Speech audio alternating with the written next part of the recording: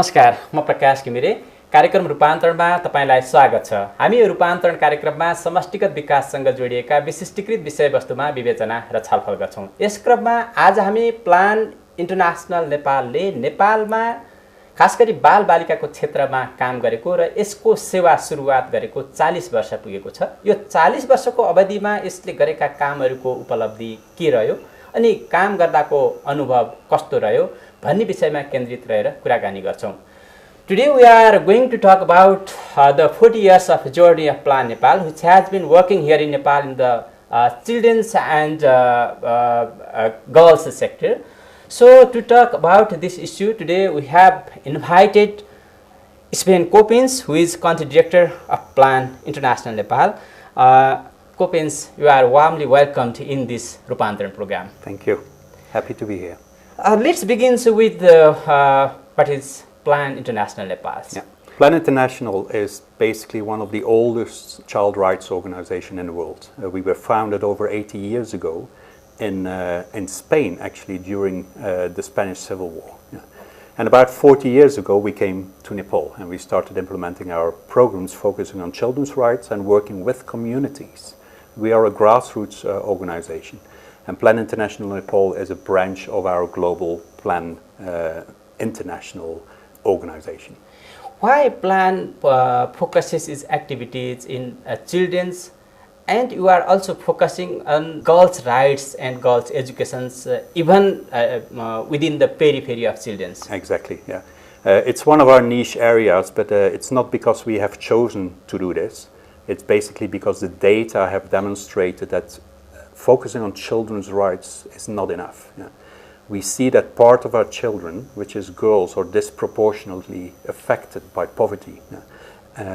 And we found it as one of the organizations who has had ample experience on children's rights promotion, that it was our responsibility and our duty basically to start also thinking about the most vulnerable within the cohort of children, which is very often girls. Let's talk about Nepali context. Yeah. Plan International Nepal started its service 40 years back here in Nepal. If I am right, Plan started its service from Kathmandu. Correct. Now it has expanded its service up to 50 districts of Nepal. Yeah. How do you remember that 40 years back days? I think we all remember because of two things. Yeah. The first one is we are working at all levels. Yeah. We are working at the grassroots level in the villages with the local stakeholders, and we work at the national level and all the layers in between. So our evidence is basically not just written in books, our evidence is in the heads of people. We have been working for a very long time with Nepali citizens, with children in particular, but also with their families and their community members. So that makes us remember where we come from. And the second thing is one of the attributes that we have as an organization is that we are a sponsorship organization. Now, sponsorship is not just sponsoring a child out of charitable purposes. Yeah. Sponsorship means that we build leadership at the local level. We build the new heroes. We build the new leaders in a particular country through a one-on-one link with a sponsor in the West. Yeah. And that kind of connection makes us remember the achievements that we actually have had over the last 40 years. What does hero and leaders, local leaders mean? For us it means children who have received a little bit of an extra push to basically get more opportunities to choose their own path in life. It's not us deciding what these children should be doing, but it is about opening opportunities. It's building an environment which is much more receptive to the needs of these children and opens up a variety of opportunities in a community that children can aim for. So rather than being fatalistic in a way, we try to work with different sectors, with the education sector, with the health sector, with any other stakeholder in the community to make sure that the children in these communities can reach out to a wider future and have more opportunities to grab. Yes, you are going to celebrate 40 years of your journey, it means of Plan Nepal's journey. How are you celebrating? How are you marking the 40 years or 4 decades of service of Plan International Nepal in this country? So one of the things we want to do is grab this evidence, grab our best practices, grab the people, and document the people that can witness about the work that we have been doing. Not about putting us in the spotlight, but about putting the local level leaders that have worked with us, very often from an early start, as children, and putting them in the spotlight to actually witness what a child-friendly community, a child-friendly nation can actually look like and what it can mean for children. So that's basically one of the first investments that we are making. It's like having other people witness about what we have been doing, not for our sake, but actually as a way of demonstrating what impact can look like. And secondly, of course, we are building this up to the 11th of October 2018.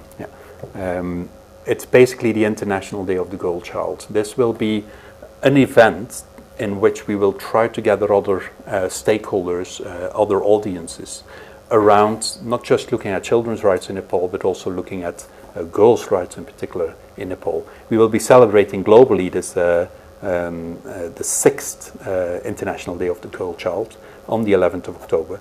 Let's reconnect our conversation in Nepali context. Good. How do you flashback the 40 years of the journey? We started basically small. Small. We started small, Obvious. in Kathmandu, as you mentioned already, and we expanded. But we started with the sponsorship approach and a little bit more with a charitable approach, meaning we wanted to provide sponsorship. You started the program from a sponsorship program, correct. Right, Yeah. What is sponsorship program? Because if I am right, sponsorship program is one of the very important component of a Plan International Exactly. Nepal. Could you please briefly tell about it? Good. Sponsorship is actually our foundation. What it does is linking a child and a community with a sponsor somewhere else in the world. It doesn't matter where, because we have sponsors from all over the world. And what it does is actually enabling a bridge, a communication, so people start knowing about each other's realities. And that's what we call our development education. We educate people about development issues all over the world. And the aim is that it's a mutual communication. So it's not just children communicating to a sponsor, but sponsor and their children very often communicating to children here. That support contributes to the children to continue her education. Education has been very long a priority program in our areas in Nepal. Could you tell me how many children are sponsored under the support of or under the facilitations of Plan International Nepal? At this moment of time, 40,000. 40,000 children. It's 39,000 and a bit, but I'll round it up to 40,000. So so 40,000, and about 35,000 of them are connected with a sponsor. 5,000 of them are ready to be connected with a sponsor. As you already told, one of the objective to sponsor these children from marginalized and background is to make them heroes and leaders. To find them working as heroes and leaders in their surroundings, to find these sponsored children who are still working. Oh yes. There are ample examples, and one of the things we will be doing during our 40th anniversary is putting a couple of these examples up out also to the public. So people that we call heroes that basically came up. Now, heroes is not somebody who's flying to the moon. Heroes is somebody who not only made an achievement in his or her life, but also gives back. And that's a little bit how we define hero means role model persons. Exactly, And we actually still work with these role models also in our programs. We have a couple in our history. We have had a couple of sponsored children who actually also became Plan International staff. And we are also working with some of our ex-sponsored children in particular projects, even when they're not staff. They might be partner staff, etc. We might be interlocutors. They might be activists. We have activists who are ex-sponsored children who are now basically being promoting girls' equality. Sorry for interrupting in between, but originally I was asking you to flashback the 40 years of your learning and experiences. You are continuing and you are sharing the sponsorship programs. Could you please continue? Yes. The flashback of 40 years of your journey. Indeed, and particularly sponsorship is a foundation, but of course on top of that we do a lot more. And we have been working in quite a lot of social development sectors, education, child health, of course. We've been working on livelihoods, we've been working on girls and women empowerment, etc. So the whole variety of what a community can benefit from, which makes then that community much more child-friendly. If you look at the context of Nepal, of course, poverty is one issue, but there's a lot of harmful practices. There's child marriage, there's child rape, child trafficking. So we're trying to work with girls and boys now to tackle some of these issues that they are experiencing in their communities. In future? In the future, yeah. In future. What are the major and remarkable programs or projects that you remember which you implemented successfully during this 40 years of time? Yeah, I think one of our most successful programs is actually the child clubs, and now also the adolescent girls clubs. Yeah, girls clubs. Yeah, so the clubs play a role in community development, but what it does extra is actually build child leadership, and that is the most important thing. So we have children going through programs, defining their own agendas, looking at their own environment in their community, see what needs to be changed. So we give them the space through these clubs to actually make changes in their community, not defined by us, but be defined by them, and we are only supporting them. That is one of the successful I find that one of our most biggest successes, apart from, we have quite a lot of infrastructural successes. We have built, reconstructed, rehabilitated quite a number of schools in these 40 years, as well as health posts. We have done quite a lot on water, which is very important. On top of that, also our sanitation work, primarily open defecation-free communities, is one of the aspects that we have put in place. But the child leadership, for me, is the core. Yeah. Second big example is looking at some of the issues that we are targeting or tackling in our programs. I think one of our biggest successes is working with Kamalari and freeing the Kamalari. You are still working there? We are still working on that. In 5 districts of Western Nepal? Yes, exactly. Yeah. You have been working with the government of Nepal and community and with your local partners organizations as well. Yes. How do you work with these stakeholders and authorities and communities? We have a particular approach, and it's called child-centered community development. That's how we call it. Yeah. And one of our criteria there is we need to demonstrate that we are working at all levels with all stakeholders. So we want to combine, that's the first aspect, our work at community level with now our work at municipality level, rural municipality, provincial level, as well as the national level. So we want to make a connection between that because we think that is needed for sustainability. But then within communities, we need to be able to work with all different actors that have a responsibility for children. So that goes from the children themselves in the first place, to their families, to the organized, to the governmental responsibles. Now it's of course rural municipalities. In the past it was the district authorities, the VDCs, as well as then non-governmental organizations. So other stakeholders that need to be involved in setting up a mechanism to protect children, setting up a mechanism to basically advance the lives of children and create more opportunities. Formally, of course, in the context of Nepal, there is a requirement for international NGOs to work directly with national NGOs, which we as such do not find a problem because it is our global approach. Our preferred approach is basically not just to implement. We are not here to directly implement programs. We are here to build a civil society and build all the actors' capacity to advance the lives of children and communities. Coppens, there is no doubt that INGOs are really contributing especially to push the social issues and mainstream the marginalized and disadvantaged communities. INGOs are also working with the local non-governmental organizations. But there is one question. INGOs are very systematic. They have developed their own system, policies, and there is questions whether these INGOs are transferred their knowledge and skill to the local organizations or not. What is your experience? Well, I'm going to answer this with an anecdote. I was in Sinduli meeting with our partners a couple of months ago, and they actually witnessed the capacity development. Yeah. Not just capacity development on technical interventions toward children, but actually the capacity development on organizational development. Yeah. So we have very stringent, for instance, financial guidelines, yeah, of course. Yeah.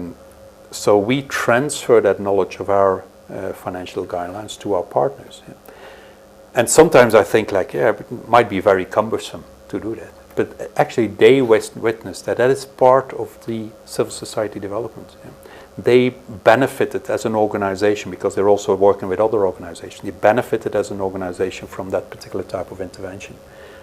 So the training that we provide working together is that not just the technical training but also the organizational development training allows us to build a civil society that will remain in these areas even when we are gone. Yeah.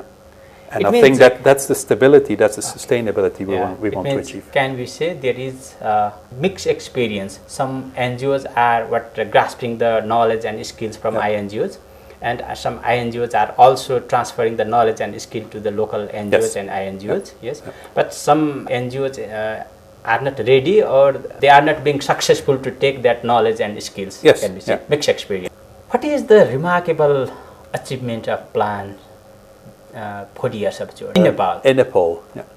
I think last year a culminating experience. 2 years ago, during the International Day of the Girl Child, we had the opportunity to have one girl basically taking the presidency of Nepal.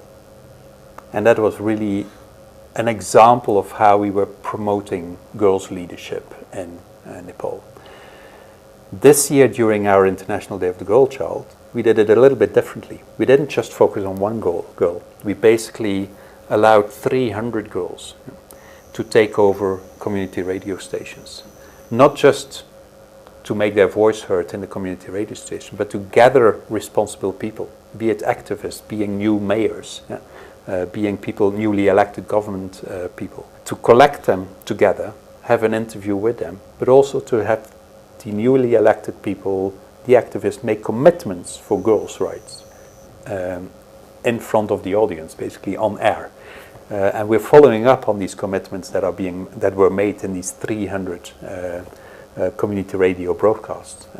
So from one girl, we basically expanded the leadership, the demonstration of girls' leadership, which we hope will change mindsets, that it's not just boys, it's not just men, but it's also girls and women who have innate leadership skills, to basically give them a forum to change mindsets of people. Okay, you are working with different organizations, partner organizations, communities and government. Mm-hmm.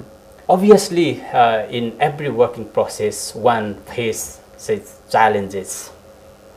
You may have also facing some challenges. What are the challenges that you have been facing here in Nepal?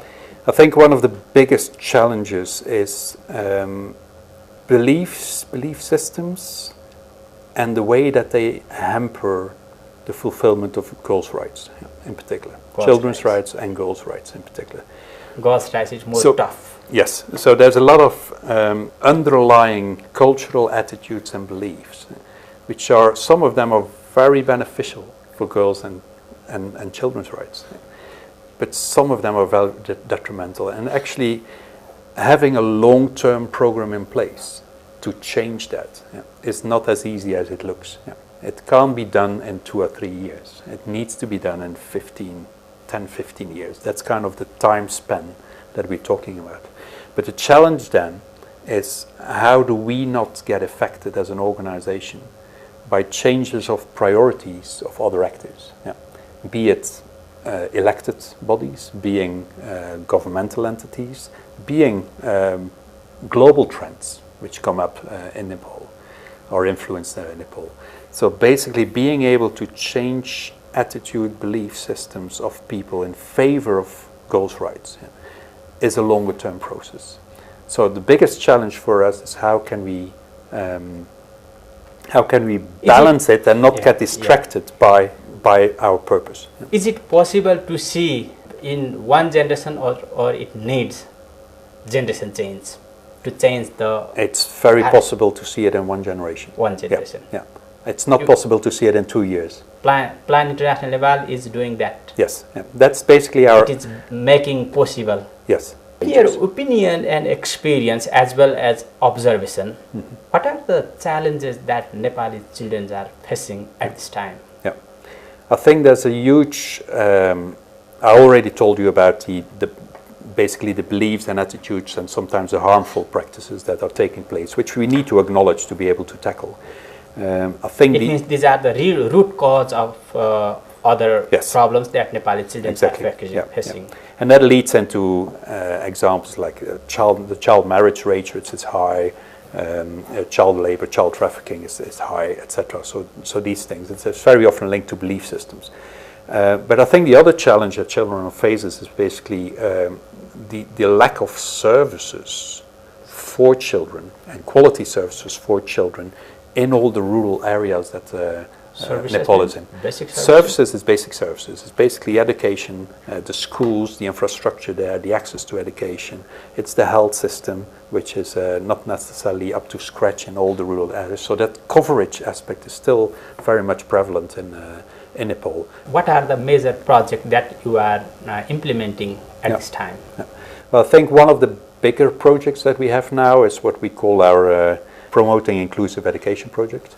It has been going on for a while, and what we try to do there is building up model schools in which we target two aspects. Either it's, depending on the locality, either it is promoting inclusion, social inclusion through education, so meaning opening school from multiple castes, for instance, Dalit schools that or Dalit populations going into regular schools, etc. But also affected, both in earthquake and non-earthquake affected areas. Yeah. But the second thing is then particularly disability inclusion in education. So working with some of the special schools, the resource schools, about either opening up their school to non-disabled children or to allow disabled children to be actually hosted in schools for non-disabled children. So breaking the barriers between the two educational systems is one of the objectives of this. Nepal has endorsed its new constitutions, and it has recently completed 3 levels of elections, which has legitimized the restructured political system and administrative system. In this changing context, what is Plan International Nepal's strategy to continue its interventions? Of course, it's been a period like all of us in the development sector have had to adjust. It's a changing context, but a positively changing context, I would say. So one of the things that we have been trying to do is we had to move from having a focus of working with the district authorities into having a focus now of working with the rural municipalities. Newly elected people. So we from local government. Yes, from appointed people, we actually go into an elected cohort of responsibles that we have to work with. So that needed a little bit of adjustment, which I think we have gone through now. One of the initiatives that we are doing now is basically doing capacity development of the locally elected bodies, making social investments for children. Because what we see now, and I think it's not a strange thing, is that a lot of the local investments are basically going into hardware. It's going into infrastructure and very often in roads. And roads are very needed in some of these localities. But trying to work with them on having a little bit of a balanced investment in the early years to come, that it's not just the infrastructure, but that there's a lot of infrastructural and non-infrastructural needs for children, and how can a local municipality basically, or rural municipality... Physical and social infrastructure. Both, and how can a rural municipality assess this, do an assessment at the local level, but then also budget for that, put budget aside to promote this. So that's basically one of the initial activities that we're doing with the rural municipalities as part of a capacity development and training. You have been working here in Nepal as country director of Plan International Nepal for 1.5 years. What is your experience working here in Nepal? It's been a wonderful experience, and one of the reasons is Nepal's huge diversity. The diversity of Nepal makes it its richness. And you can't imagine then some of the successes that we have in one place basically can trickle down to another place, and people can can fertilize an environment that is productive for children's rights. But the diversity aspect has made my work personally very motivating. One day is never like the other day or the next day. So it's been a hugely wonderful experience. And diversity is both motivation and challenge. Exactly. Yeah. You are ready to face this challenge. Exactly. And to convert the challenges in opportunity as well. Exactly. Yeah. Thank you so much for your valuable time and opinion. You're welcome. हस् त दर्शकवृन्द यही कुराकानीका साथ आजको रूपान्तरण कार्यक्रममा यही टुङ्ग्याउँछौँ र जाँदा जाँदै plan नेपालले जुन 40 वर्षको यात्रामा नेपालका बालबालिकाहरूको क्षेत्रमा गरेको काम, खास गरी प्लान नेपालका राष्ट्रिय निर्देशकले स्मरण गर्नुभएको कुरा के हो भने नेतृत्व विकास सबैभन्दा महत्त्वपूर्ण हुन्छ र त्यसले समाजको भ्यालु सिस्टमलाई परिवर्तन गर्न र मान्छेको मानसिकतालाई परिवर्तन गर्न महत्त्वपूर्ण योगदान पुर्याउँछ। त्यसैबाट नै समाजको रूपान्तरण सम्भव छ। त्यसैले हामीले बालबालिकाको क्षेत्रमा काम गरेका हौं र त्यसैलाई निरन्तरता पनि दिइरहेका छौं भन्ने कुरा आजको कार्यक्रमको निष्कर्ष हो। यही कार्यक्रम र यही निष्कर्षका साथ रूपान्तरण कार्यक्रममा टुङ्ग्याउँछौँ। अर्को हप्ता फेरि तपाईँ हाम्रो भेटघाट हुन्छ। आजलाई बिदा दिनुहोस्। नमस्कार।